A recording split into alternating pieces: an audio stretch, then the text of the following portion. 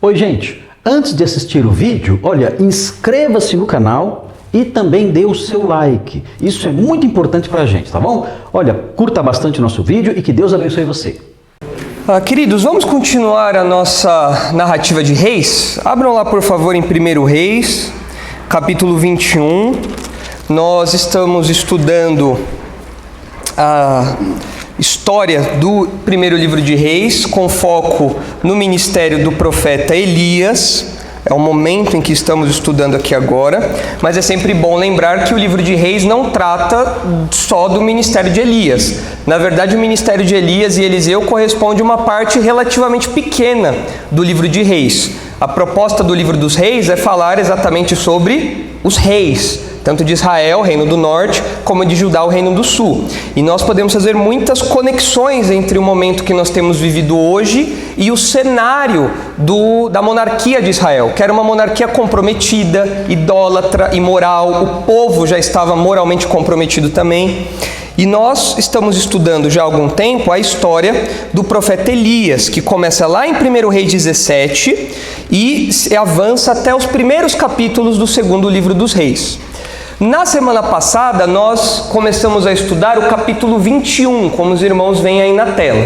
Na semana passada, nós estudamos os versículos de 1 a 16, que contam a elaboração do plano maligno de Jezabel para tomar a vinha de Nabote.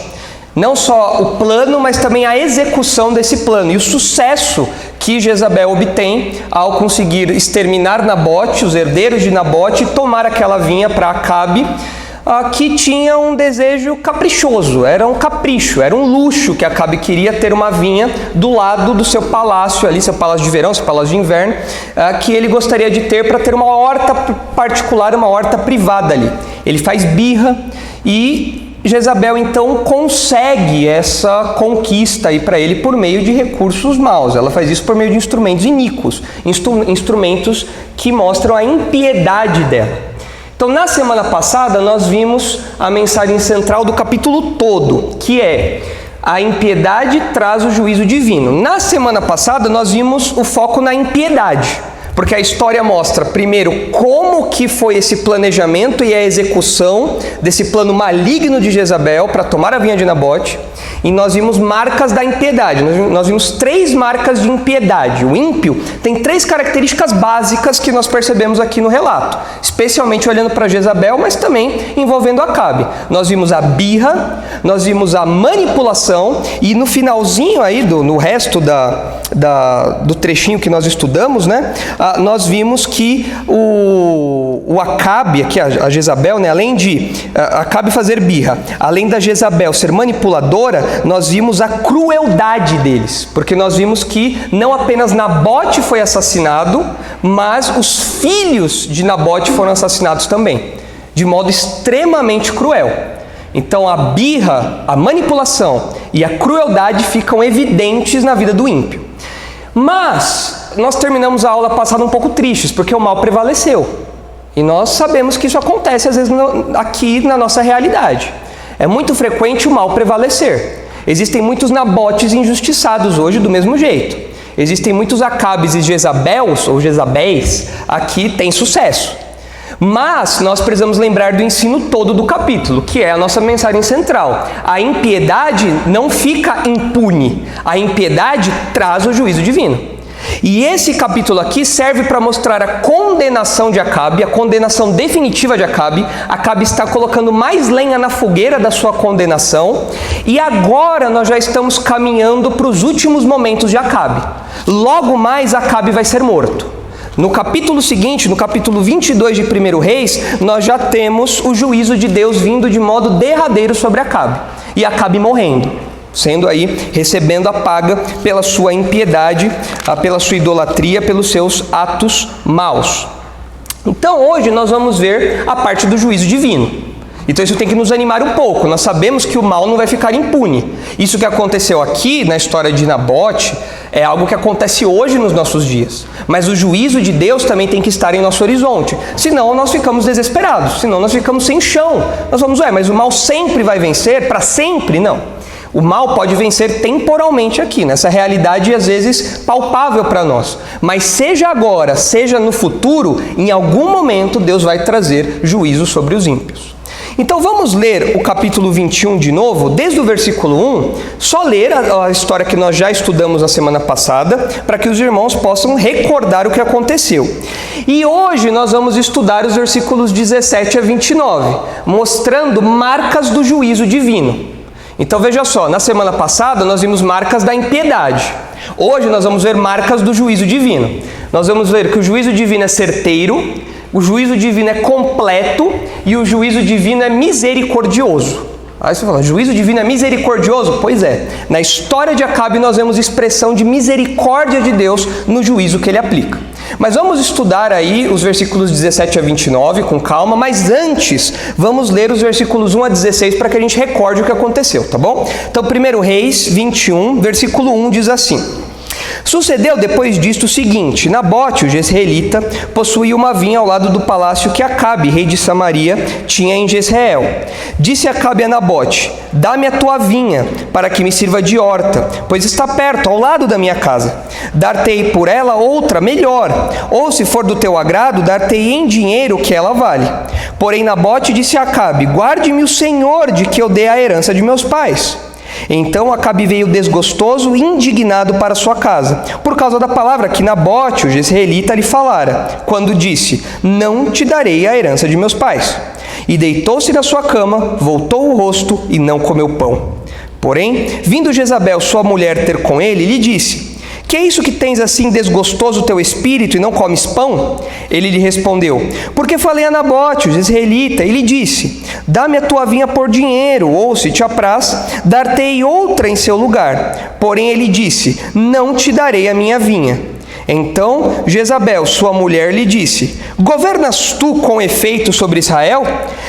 Levanta-te, come e alegre-se o teu coração. Eu te darei a vinha de Nabote, o jezreelita. Então escreveu cartas em nome de Acabe, selou-as com o sinete dele e as enviou aos anciãos e aos nobres que havia na sua cidade e habitavam com Nabote. Escreveu nas cartas dizendo: Apregoai um jejum e trazei Nabote para a frente do povo.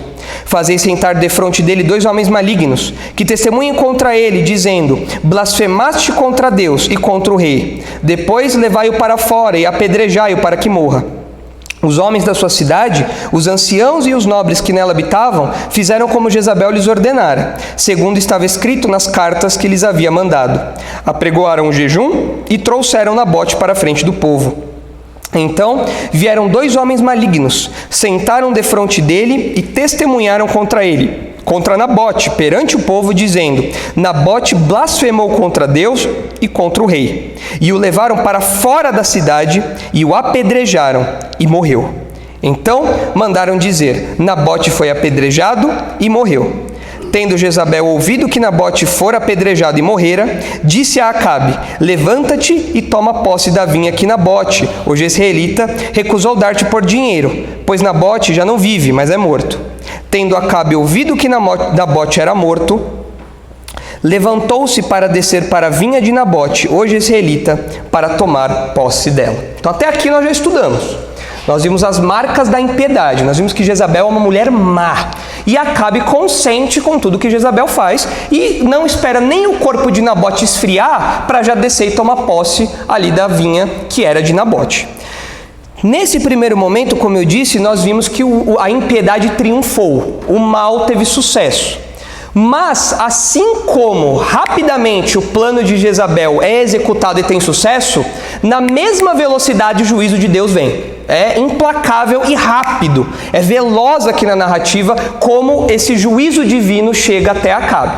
Então agora nós vamos ler o texto, como temos feito, ler e comentar, mas nós vamos detectar esses pontos aqui da nossa leitura. Então conforme nós formos lendo, nós veremos que o juízo divino é certeiro, que o juízo divino é completo e que o juízo divino é misericordioso, marcas do juízo divino. Vamos ver então aí a primeira marca, que está nos versículos 17 a 19, e fala para nós que o juízo divino é certeiro. Agora, o que eu quero dizer com certeiro? Quando eu digo que o juízo divino é certeiro, eu quero dizer que Acabe não tem para onde correr.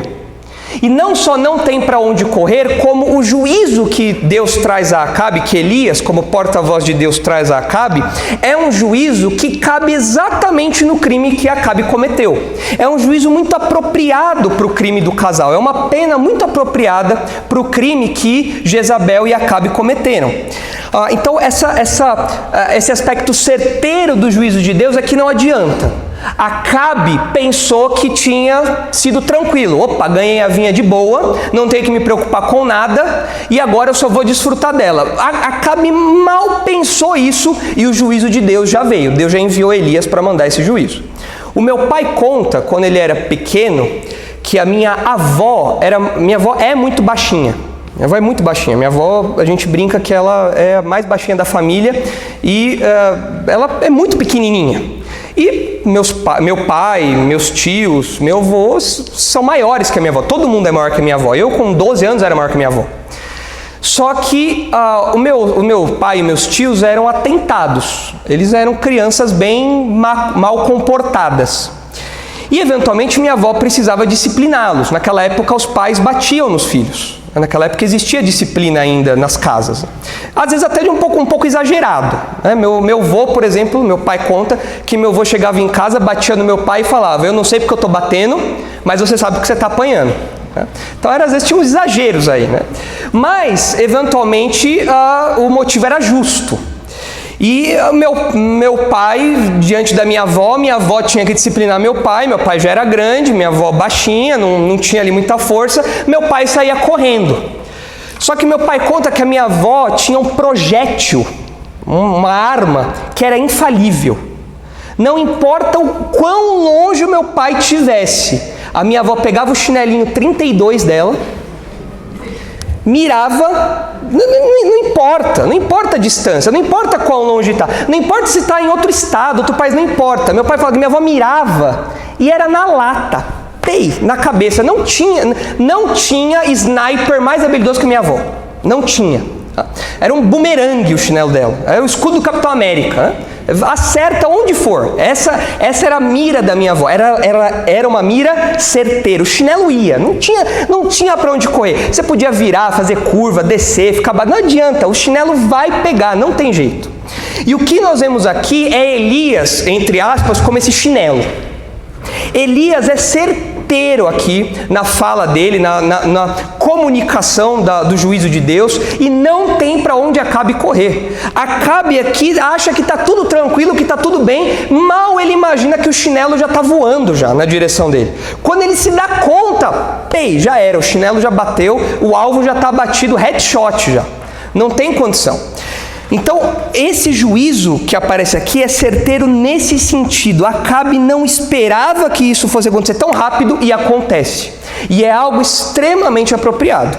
Veja aí o que diz o texto então no versículo 17. Então, veio a palavra do Senhor a Elias, o tesbita, dizendo... Notem, Elias estava afastado por um tempo. Os irmãos devem se lembrar que alguns capítulos atrás, lá no capítulo 19, Elias convoca Eliseu para ser o seu sucessor e depois eles saem de cena. E eles ficam fora de cena, Elias fica fora do holofote por pelo menos um ano. Como eu sei que é por pelo menos um ano? Porque o capítulo 20 que nós estudamos, quando fala do combate entre os israelitas e os arameus, nós vemos que existem 2 combates de Israel contra Ben-Hadad, da Síria. E esses 2 combates acontecem com o espaço de um ano. Então, por pelo menos um ano, Elias ficou fora de cena e outro profeta, ou outros profetas, tomaram o espaço ali, tomaram o palco para trazer o juízo de Deus. Mas agora Elias volta. E Elias volta comissionado do mesmo jeitinho que ele foi comissionado antes. Geralmente, quando Deus tem alguma tarefa para Elias, nós vemos essa expressão: veio a palavra do Senhor a Elias, e aqui não é diferente. Elias, então, é comissionado como profeta, como porta-voz divino, mais uma vez, exatamente como aconteceu das outras vezes, em que ele trouxe alguma mensagem, algum juízo para Acabe. Versículo 18. Dispõe-te, desce para encontrar-te com Acabe, rei de Israel, que habita em Samaria. Eis que está na vinha de Nabote, aonde desceu para tomar posse dela.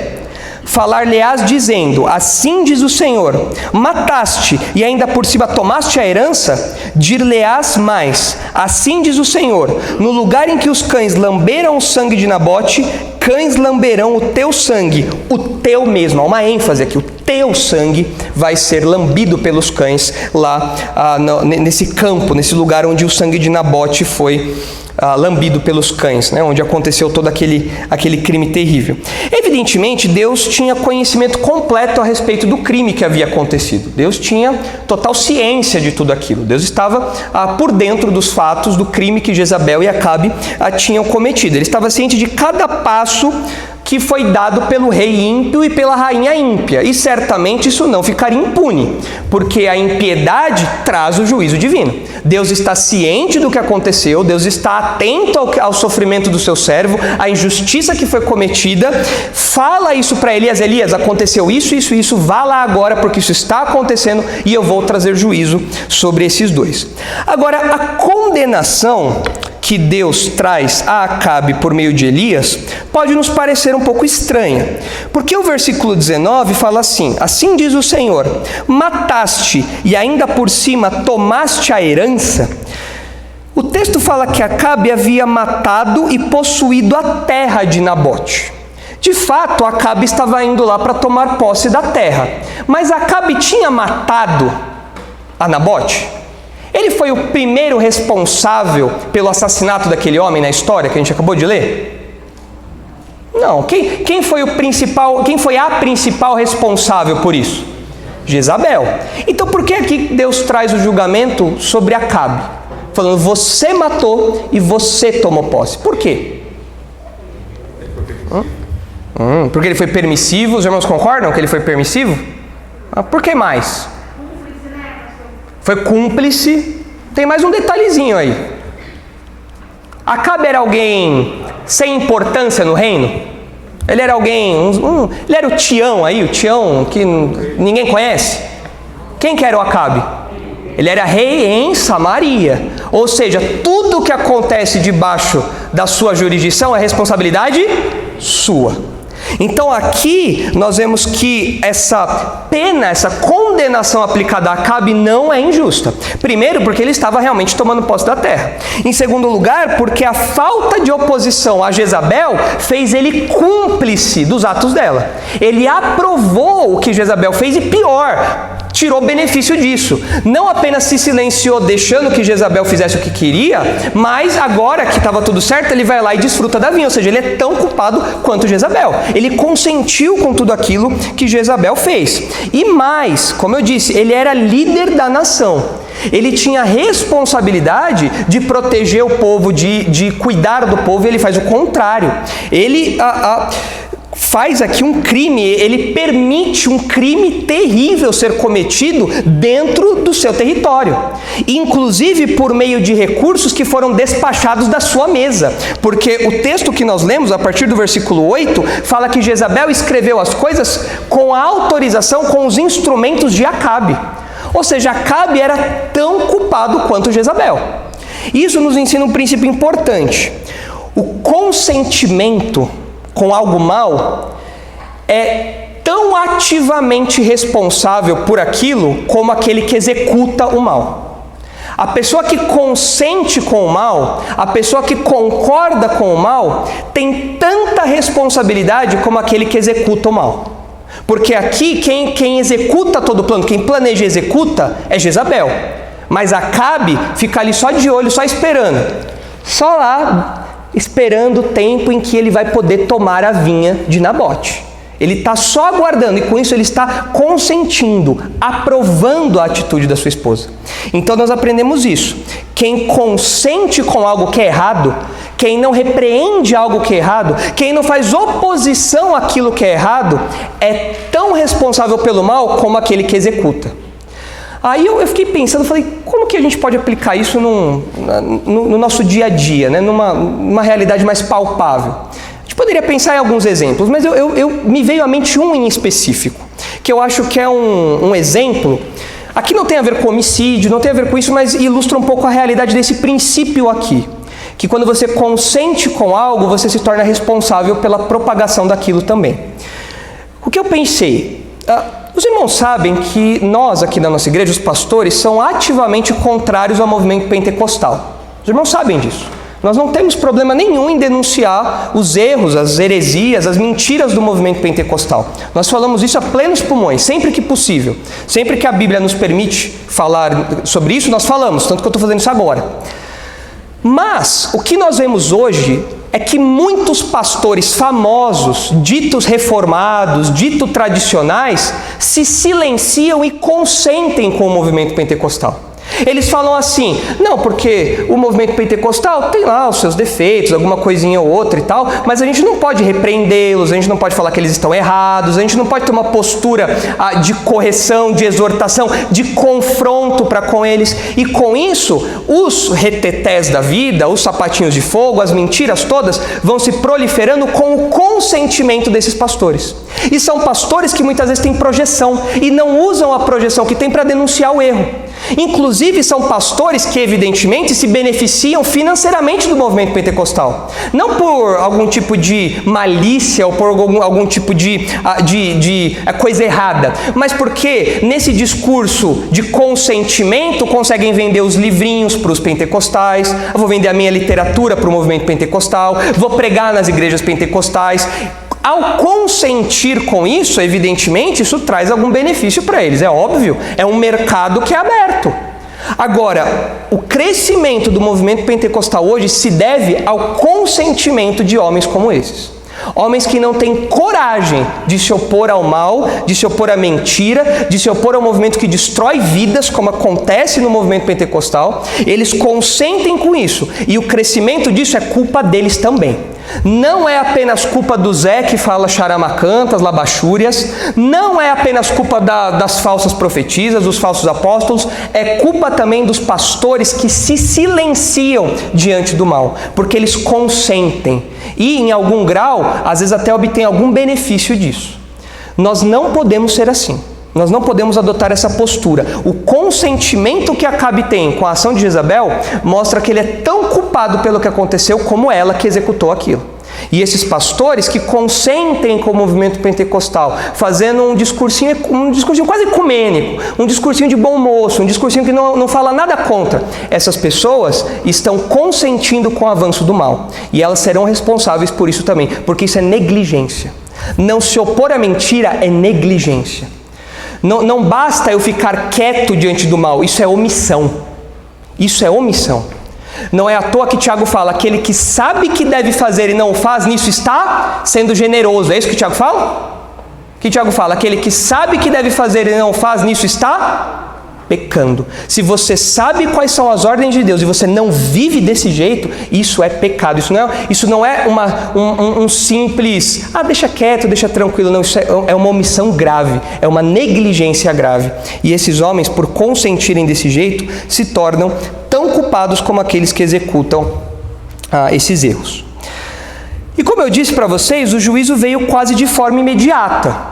E os termos que aparecem aí para o juízo são termos severos, porque Deus fala, no lugar em que os cães lamberam o sangue de Nabote, cães lamberão o teu sangue, o teu mesmo. E nós vimos que essa expressão dos cães lamberem o sangue é a ideia de alguém que não teve um enterro digno. Alguém que ficou largado lá, provavelmente depois de apedrejado, ficou um tempo ali exposto, de modo que esses cães, que eram cães selvagens, eram cães que andavam no lixo, se alimentavam do lixo. Esses cães selvagens vinham e lambiam ali aquele sangue para se alimentar. É importante lembrar que aqui o cão não é o Shih Tzu, não é o Poodle, não é o Totó, não, são cães selvagens aqui, não é os cães que a gente tem hoje. E esses cães então eram característicos de quem não tinha chance de ter um enterro digno. E Deus fala, assim como os cães fizeram com Nabote, os cães vão fazer com você. Aqui nós temos um vislumbre de algo que é chamado de lei da retaliação.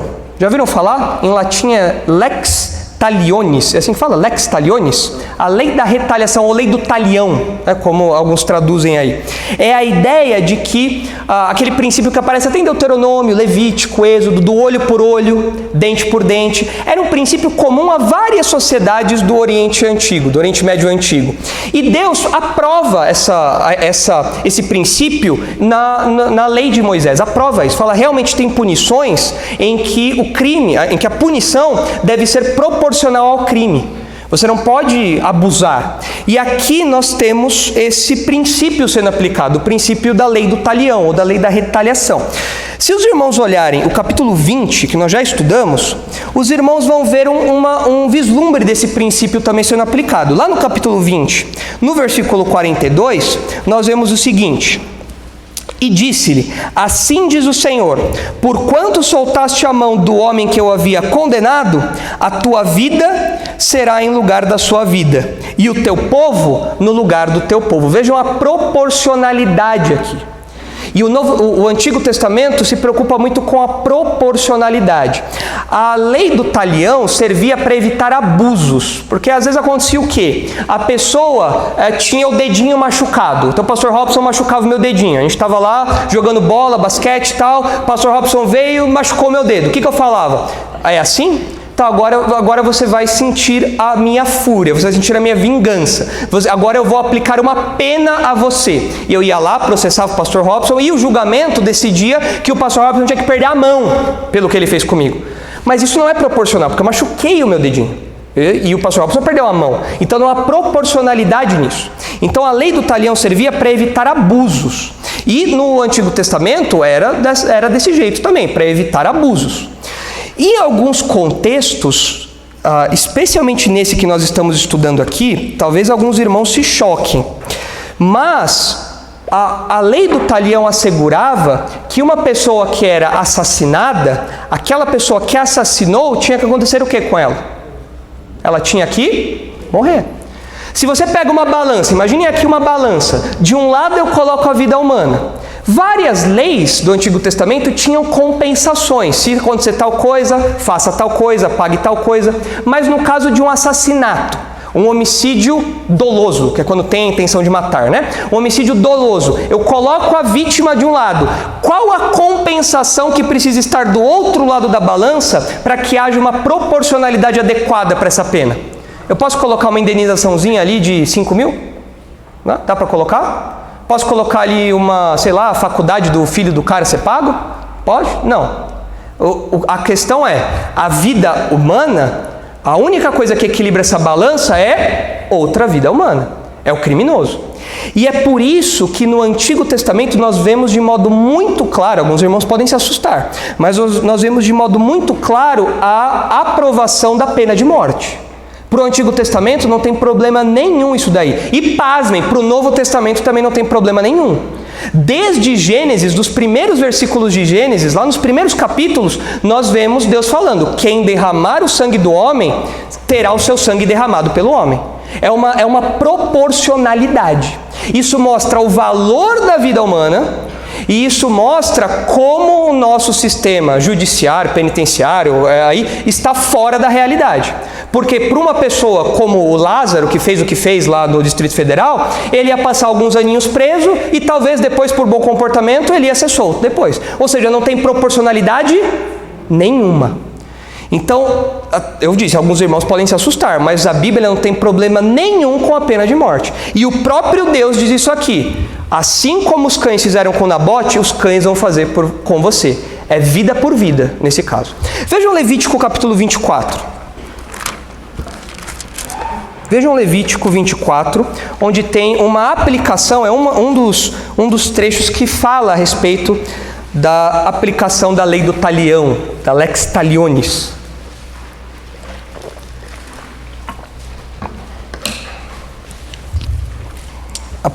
Levítico 24, versículo 17. Quem matar alguém será morto. Dá para ser mais claro do que isso? Não, né? Aí alguns falam assim: não, mas isso é o Antigo Testamento. É verdade, no Antigo Testamento tinha penas de morte que eram aplicadas até em outros casos. Mas a questão é que no Novo Testamento a pena de morte aparece também. O próprio Senhor Jesus falou para Pilatos que Pilatos tinha autoridade para tirar a vida de Jesus porque isso havia sido dado por Deus. Paulo fala em Romanos que a autoridade traz a espada. Então o Novo Testamento confirma isso, confirma a questão da pena de morte. Não é algo só do Antigo Testamento. Versículo 17: quem matar alguém será morto, mas quem matar um animal o restituirá, igual por igual. Lei do talião. Se alguém causar defeito em seu próximo, Como ele fez, assim lhe será feito, fratura por fratura, olho por olho, dente por dente. Como ele tiver desfigurado algum homem, assim se lhe fará. Quem matar um animal, restituirá outro. Quem matar um homem, será morto. Uma e a mesma lei havereis, tanto para o estrangeiro como para o natural, pois eu sou o Senhor, vosso Deus. E aí, então, o texto fala na sequência que Moisés passa essas palavras para o povo, e aquele homem que havia sido blasfemo, que havia cometido blasfêmia contra Deus, ele então é apedrejado aqui e morto. Mas nós vemos aqui a lei do talião sendo claramente aplicada. Olho por olho, dente por dente. O princípio que nós tiramos disso é a da proporcionalidade da pena. É sempre importante que o valor que foi ferido tenha uma compensação proporcional. Nós não podemos abusar para mais e nós não podemos ser negligentes para menos. E como eu disse, no caso da pena de morte, Deus não tem problema nenhum em falar que Acabe sofreria isso daqui. Inclusive, Deus já instituiu, e nós vamos ver isso, Deus instituirá, aplicará essa pena por meio de outro homem, por meio de Jeú. É o que vai acontecer aqui. No caso de Jezabel e dos filhos de Acabe. No caso de Acabe, por meio aí do combate militar que ele vai sofrer. Então, nós vimos aqui a aplicação desse princípio, da lei do talião aqui. Deus fala isso daqui, olha, Nabote e Acabe. E é interessante observar que, tecnicamente, não haveria ninguém para reclamar o sangue de Nabote. Quem poderia levar o caso de Nabote para julgamento? Não tinha ninguém. Por quê? Os juízes e os nobres da terra de Jezreel, eles eram justos? Eles eram bons? Não. Como a gente sabe que não? Quem que participou com Jezabel desse plano maligno? Os juízes. Então não tinha condição. Parece o Brasil.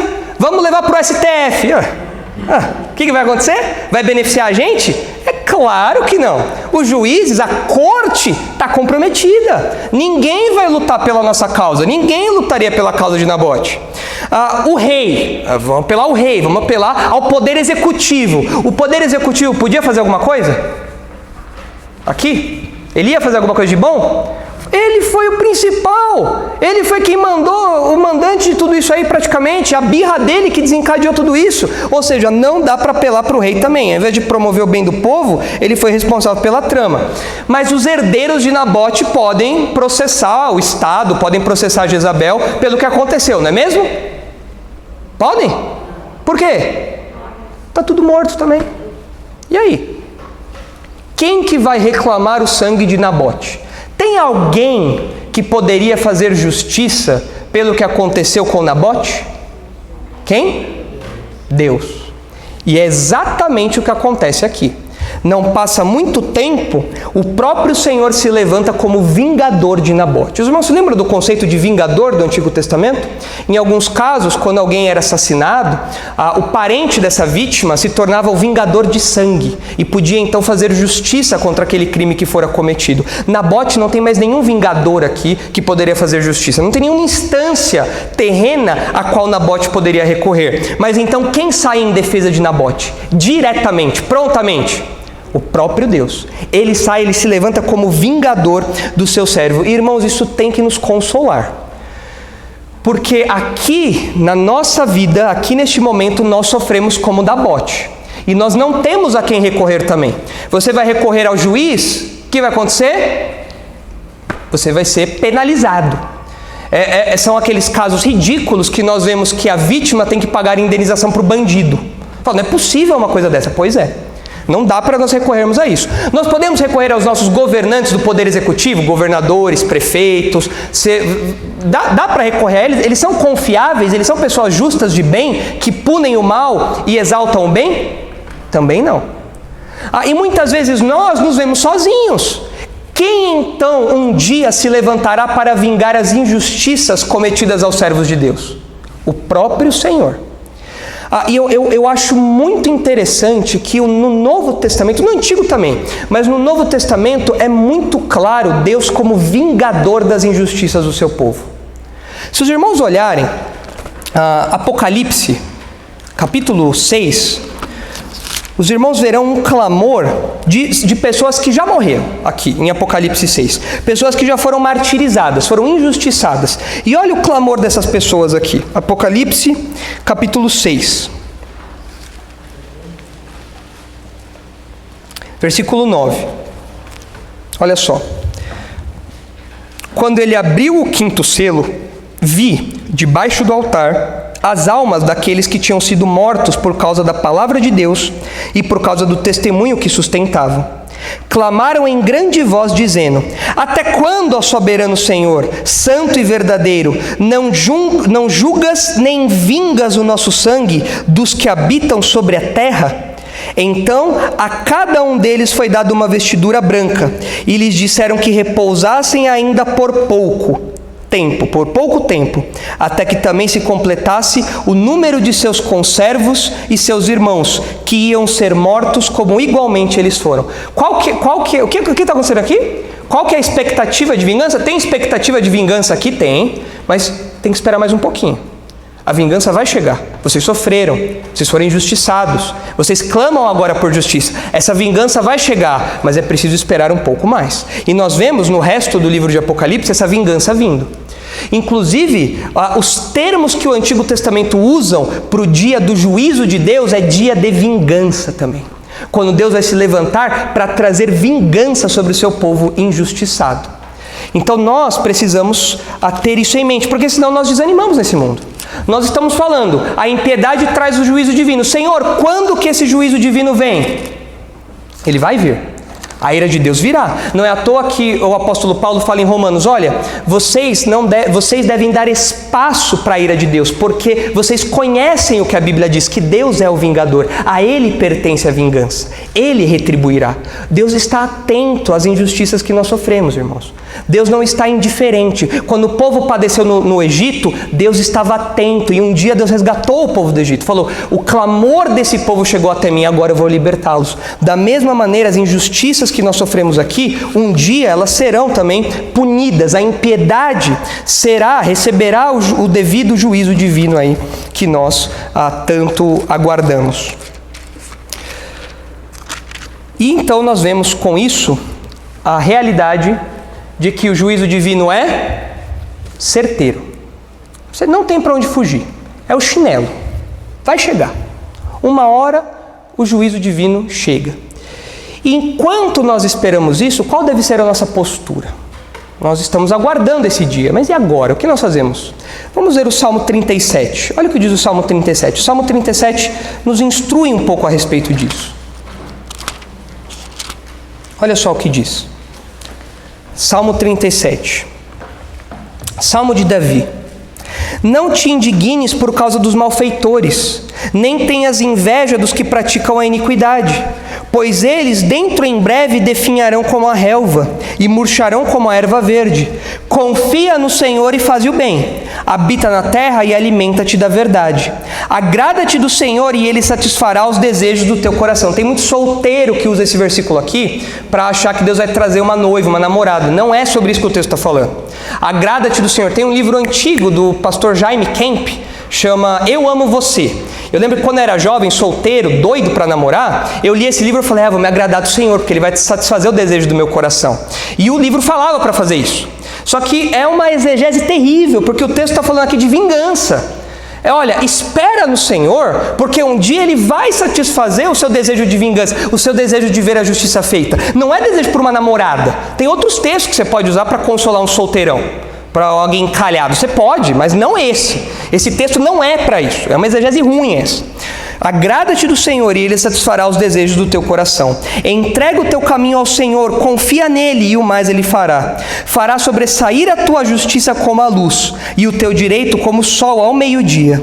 Descansa no Senhor e espera nele. Não te irrites por causa do homem que prospera em seu caminho, por causa do que leva a cabo os seus maus desígnios. Deixa a ira, abandona o furor, não te impacientes, certamente isso acabará mal, porque os malfeitores serão exterminados, mas os que esperam no Senhor possuirão a terra. Mais um pouco de tempo e já não existirá o ímpio, procurarás o seu lugar e não o acharás, mas os mansos herdarão a terra e se deleitarão na abundância de paz. E o Salmo continua reforçando essas verdades aí. Então essa deve ser a nossa postura. Senhor, eu confio no seu julgamento, o seu juízo virá. Um dia todas essas injustiças que nós estamos vendo hoje serão devidamente punidas, porque a impiedade traz o juízo divino de modo certeiro, não tem para onde correr.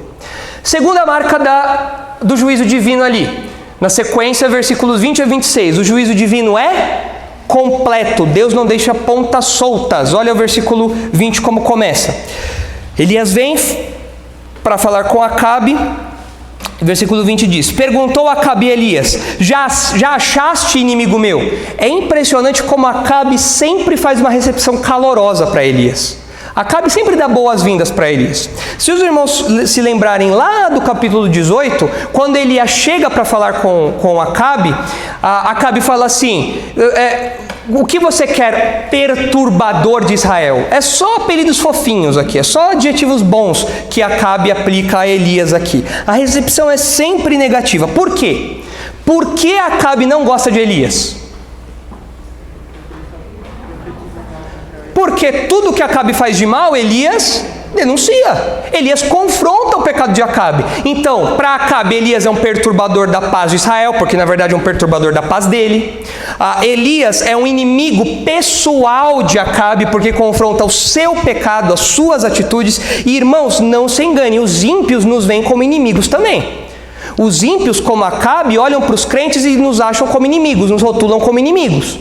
Tanto que nós somos taxados de pessoas que promovem discursos de ódio. Isso é coisa de inimigo. Nós estamos, segundo os ímpios, nós estamos numa marcha contra tudo de bom que eles fazem. Nós somos aqueles que perturbam a paz deles. Nós somos os inimigos deles. Para o ímpio, o crente é assim. O crente é o inimigo. Nós fazemos os discursos de ódio. Nós somos o impedimento à felicidade deles. Então você conversa com o ímpio e fala: olha, na verdade, a Bíblia fala que o casamento é entre homem e mulher. Não existe essa ideia de casamento homossexual. Isso é pecado. Você está impedindo que eu seja feliz. Você está me assassinando por dentro. Você está me matando. Você está impedindo que eu me realize. Você está impedindo que eu seja quem eu nasci para ser. Nós somos sempre tratados como pessoas que são impedimentos à felicidade alheia. Sempre. Não estranhem isso. É assim que acontece com quem confronta pecado. Se os seus amigos incrédulos te veem como amigos, se os seus colegas incrédulos te veem como amigos e não como inimigos em algum grau, então tem alguma coisa de errado com você. Porque nós confrontamos o pecado. A nossa simples presença confronta o pecado. Nós somos inimigos do pecado, inimigos da impiedade. A nossa simples presença já corresponde luz no meio das trevas. O que o apóstolo João fala no seu evangelho? Os homens preferiram as trevas do que a luz. Por quê? Porque as suas obras eram más. E o que a luz faz com as obras? Põe em evidência. A nossa presença faz isso. Nós somos inimigos. Não tem como, é um antagonismo perene. E essa postura aqui de Acabe reflete isso. Agora notem, um parênteses aqui. Com os crentes isso pode acontecer em algum grau. O que eu quero dizer com isso? Acabe olha para Elias, que sempre confronta os seus pecados, e vê Elias como um inimigo.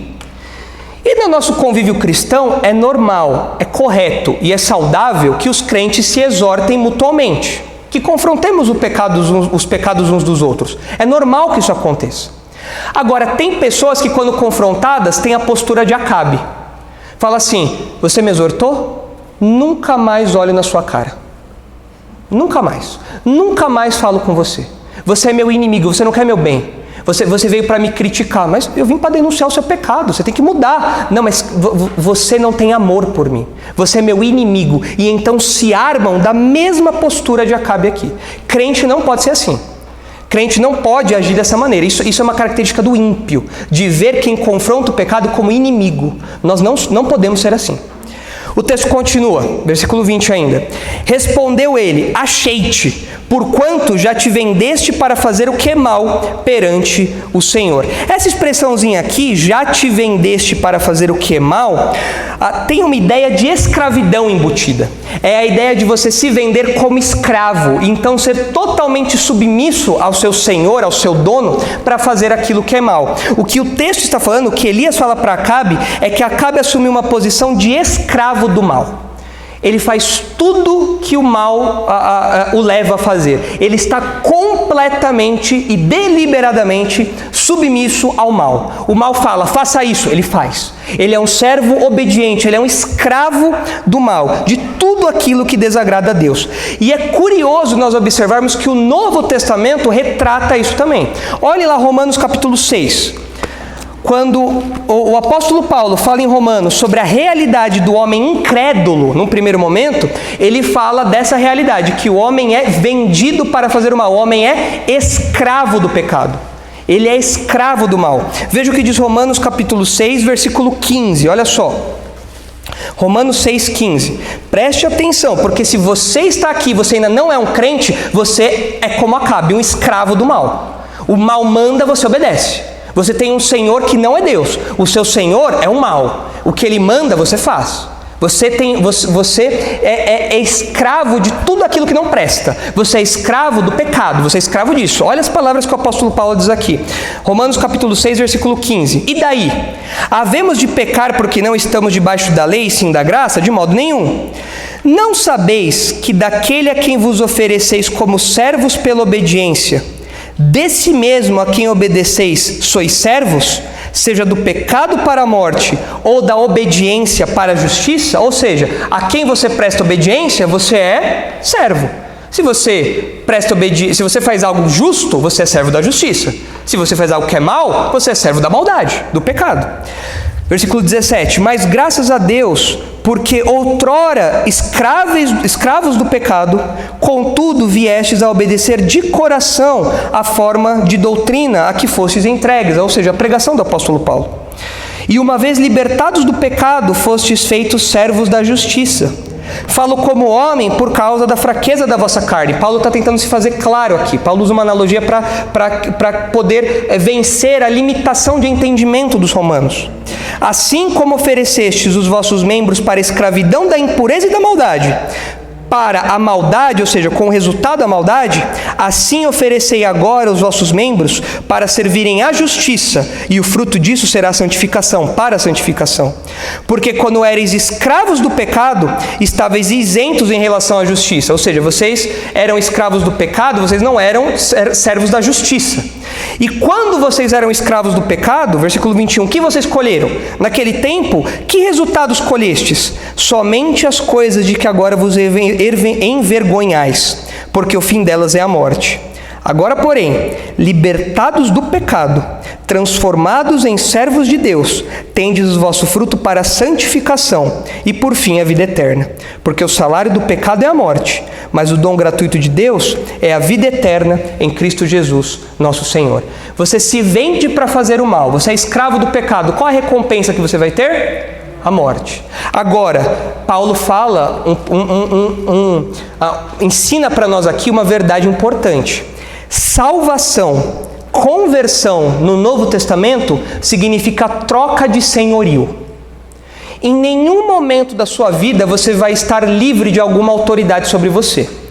Ou você é escravo do mal, que te influencia a fazer aquilo que é mal, ou você é escravo de Deus, e que evidentemente vai te influenciar para fazer aquilo que é justo. Sempre. Conversão é troca de senhorio. E é importante nós enfatizarmos isso porque tem gente que discorda disso. Discorda do que o apóstolo Paulo diz aqui. Porque ele fala, olha, vocês eram escravos de um, agora vocês são escravos de outro. Em nenhum momento o crente é livre. Nunca, nunca, nunca. Essa ideia de liberdade que nós temos não existe no Novo Testamento, especialmente no campo soteriológico. Nós sempre somos escravos de alguém. Se você é um ímpio e está aqui, você é escravo do pecado. Você é vendido para fazer o mal como Acabe. Você vai fazer tudo aquilo que desagrada a Deus, porque o diabo, o mal, o pecado é o seu senhor. É quem manda na sua vida.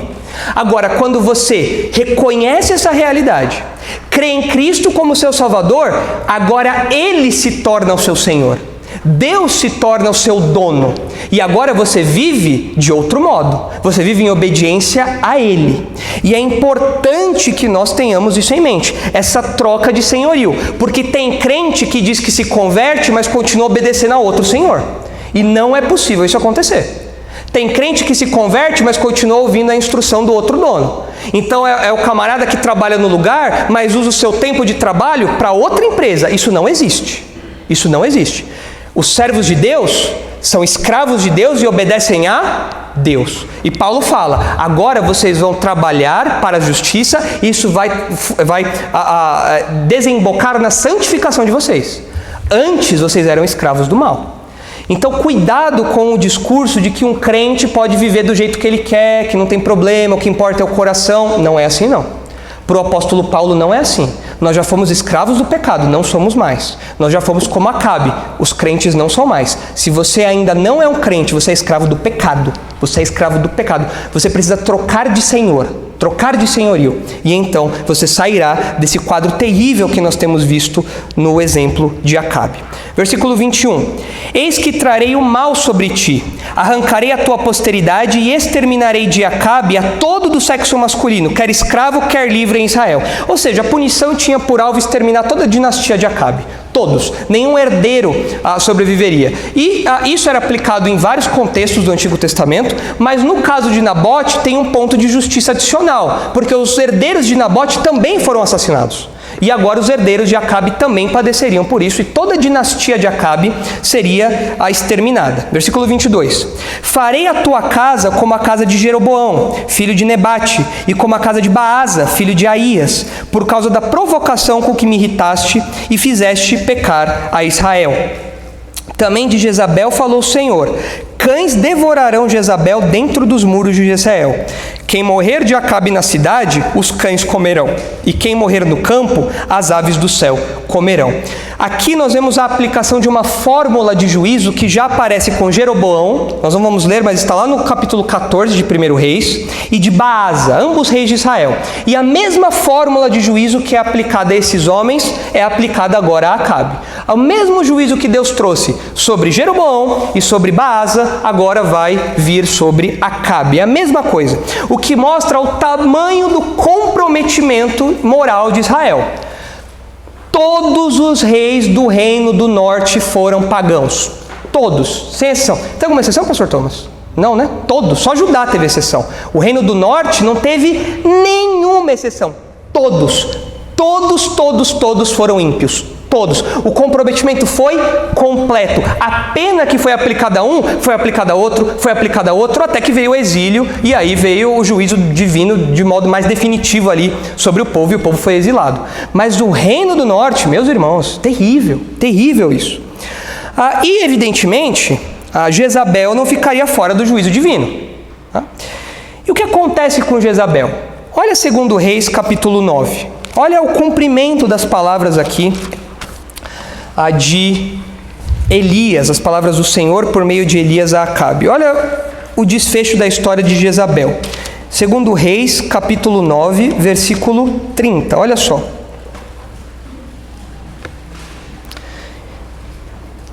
Segundo Reis 9:30. Tendo Jeú chegado a Jezreel, lembrem-se que esse Jeú já apareceu lá atrás, quando Deus falou com Elias no Monte Sinai. E falou que Jeú seria um instrumento na sequência do trabalho em Israel. Okay? Tendo Jeú chegado a Jezreel, Jezabel soube. Então se pintou em volta dos olhos, enfeitou a cabeça e olhou pela janela. Ao entrar Jeú pelo portão do palácio, disse ela: teve Pazinri que matou a seu senhor? Levantou ele o rosto para a janela e disse: quem é comigo? Quem? E 2 ou 3 eunucos olharam para ele. Então disse ele: lançai-a daí abaixo. Então Jezabel estava lá na janela e tinha alguns eunucos, alguns serviçais ali ao lado dela. Jeú falou: quem daí está comigo? Certamente Jezabel era o cão em forma de gente. Jezabel era o diabo em forma de gente. E Jeú falou: quem aí está comigo? Os eunucos não pensaram 2 vezes. Deram uma titubeada. Falaram: tamo junto aí. Jeú falou: é assim? Então tá bom. Lançai-a daí abaixo. Lançaram-na abaixo e foram salpicados com o seu sangue a parede e os cavalos, e Jeú a atropelou. Entrando ele e havendo comido e bebido, disse: olhai por aquela maldita e sepultai-a, porque é filha de rei. Foram para sepultar, porém não acharam dela senão a caveira, os pés e as palmas das mãos. Então voltaram e lhe fizeram saber. Ele disse: esta é a palavra do Senhor, que falou por intermédio de Elias o tesbita, seu servo, dizendo: no campo de Jezreel os cães comerão a carne de Jezabel. O cadáver de Jezabel será como esterco sobre o campo da herdade de Jezreel, de maneira que já não dirão: esta é Jezabel. Ou seja, ela caiu, o estrago já foi grande, Jeú atropelou ela ainda com a carruagem. Depois, eu imagino a cena, Jeú entrando no palácio, botando o pé em cima da mesa, bebendo e comendo, e falando: quer saber? Essa mulher aí a gente tem que dar um jeito nela, porque ela é filha de rei e não dá para ter um enterro desse. Então vai lá e termina o serviço lá. Só que quando o pessoal chegou, o que tinha sobrado? Só a caveira dela, porque os cães já tinham devorado tudo. E então ele fala: a palavra de Deus se cumpriu. O juízo veio sobre Jezabel. E não apenas sobre Jezabel. A sequência do texto, no capítulo 10, mostra para nós como Jeú eliminou a dinastia de Acabe. Olha só. Achando-se em Samaria 70 filhos de Acabe. Calma. 70 filhos são filhos e netos de Acabe, são descendentes masculinos. Lembre-se que Acabe tinha várias esposas, isso era comum. Então ele tinha herdeiros ali, um número grande de herdeiros possíveis ao trono. Achando-se em Samaria 70 filhos de Acabe, Jeú escreveu cartas e as enviou a Samaria, aos chefes da cidade, aos anciãos e aos tutores dos filhos de Acabe, dizendo: logo em chegando a vós outros esta carta, pois estão convosco os filhos de vosso Senhor, como também os carros, os cavalos, a cidade fortalecida e as armas, escolhei o melhor e o mais capaz dos filhos de vosso Senhor, ponde-o sobre o trono de seu pai, e pelejai pela casa de vosso Senhor.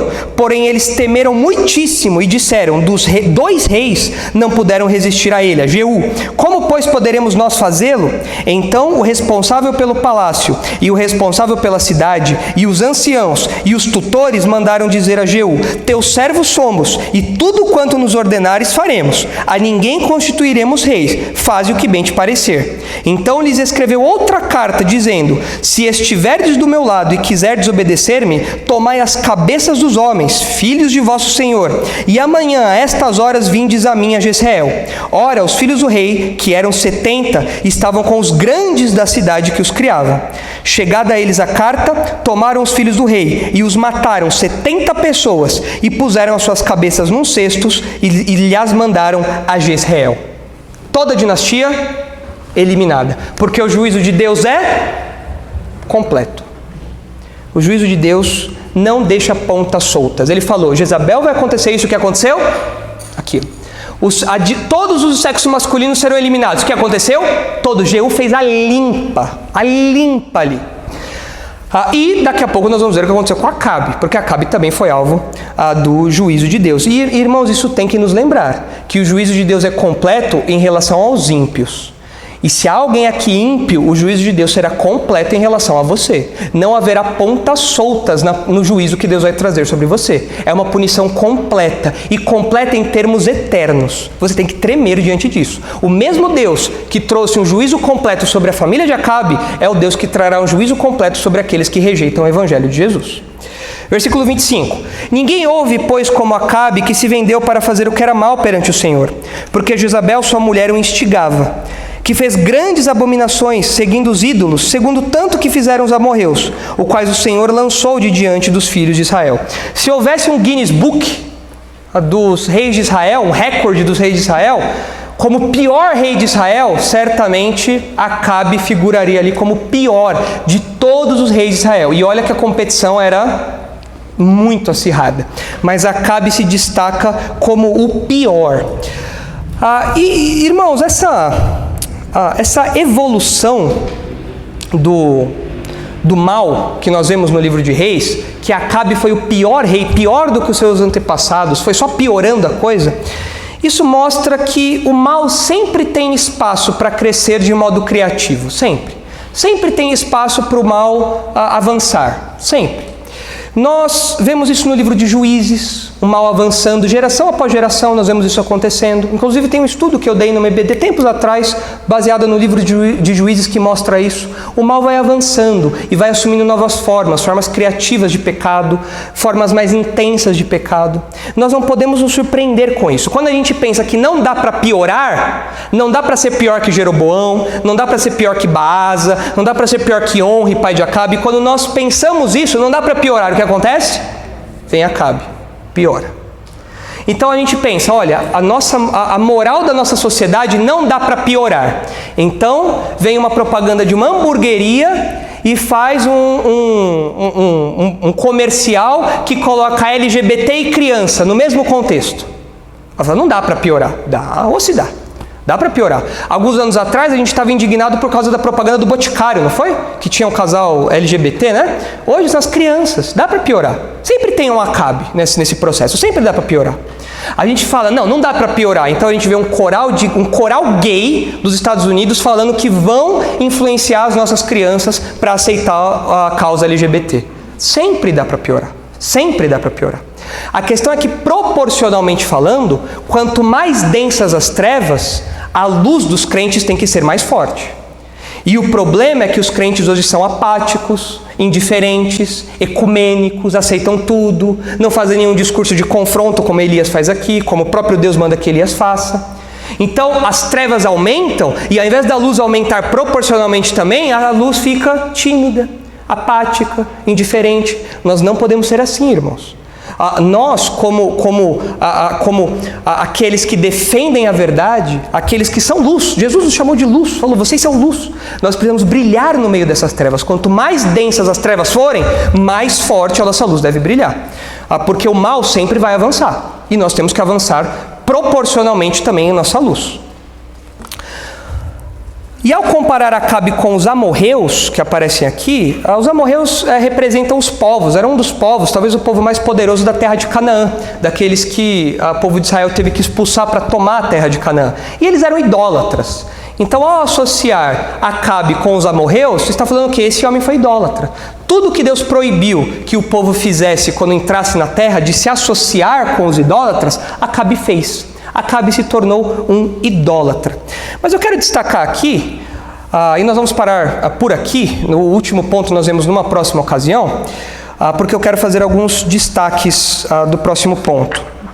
Mas eu quero terminar fazendo uma menção do papel que Jezabel teve ao influenciar Acabe. O texto faz questão de mostrar que Jezabel instigava Acabe. E nós sabemos que no contexto da lei mosaica, e no contexto até do livro de Reis, o povo não podia se casar com mulheres pagãs porque isso levaria o povo à idolatria. Como acontece, por exemplo, com Salomão. Salomão se casou com mulheres pagãs. O que aconteceu com Salomão? Ele cedeu ao paganismo, ele mesmo se tornou um pagão. E nós vemos que Jezabel era uma mulher pagã, e evidentemente, seguindo esse padrão, influenciou Acabe a fazer o que é mal, inclusive a cometer o crime que nós estamos vendo aqui, o crime de tomar a vinha de Nabote. Nós vemos não apenas a fraqueza de Acabe, mas o poder e a influência dessa mulher na vida do seu marido. E eu quero fazer aqui uma aplicação voltada às esposas. Esposas, vocês têm uma influência muito grande sobre a vida do marido de vocês. Muito grande. Jezabel não é um caso isolado na literatura bíblica. Se os irmãos olharem Esther, capítulo 5, abram lá comigo, Esther, capítulo 5. Se os irmãos olharem Esther, capítulo 5, os irmãos verão que existe uma outra esposa que assumiu uma postura parecida também. Olha só, Esther capítulo 5, versículo 14. Vocês se lembram da história de Esther? Tinha o Amã, que é o vilão da história. Lembra do Amã, o vilão da história? Ele não gostava de Mordecai, ou Mardoqueu, e ele queria dar um fim nesse judeu aí, ele não gostava de judeu. E no versículo 14, o Amã está indignado com Mordecai e tudo mais, e diz assim: então lhe disse Zeres, sua mulher.